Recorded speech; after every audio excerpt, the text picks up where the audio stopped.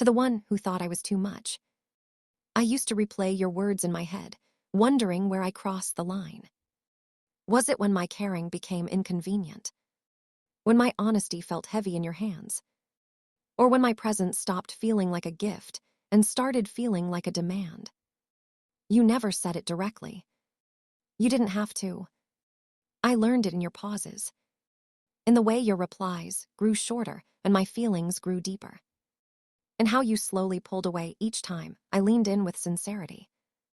I felt everything, and you made that feel like a flaw. You laughed when I was emotional, called me too expressive, too present, too honest about what I wanted and how deeply I felt.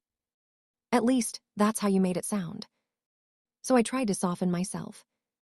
I paused before speaking. I reread messages before sending them, deleting the parts that revealed too much of me.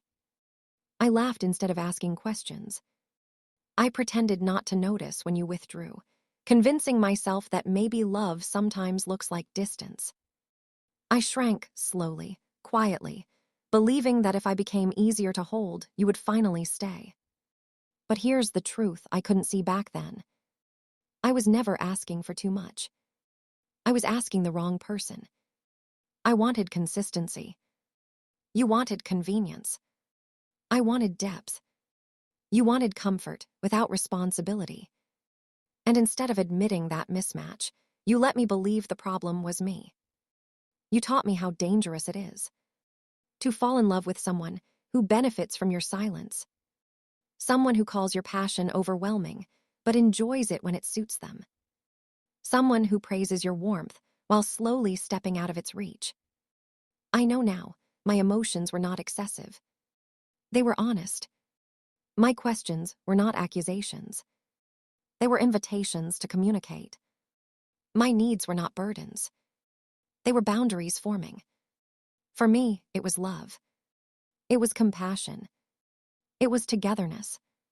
For you, it was temporary. Something light. Something convenient. I wasn't your partner.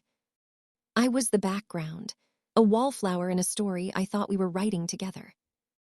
And I forgive you. Not because you deserve absolution, but because I refuse to carry shame that was never mine.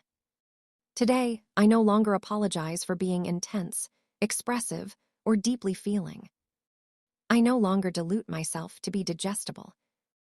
I no longer stay where love requires me to disappear in small, quiet ways.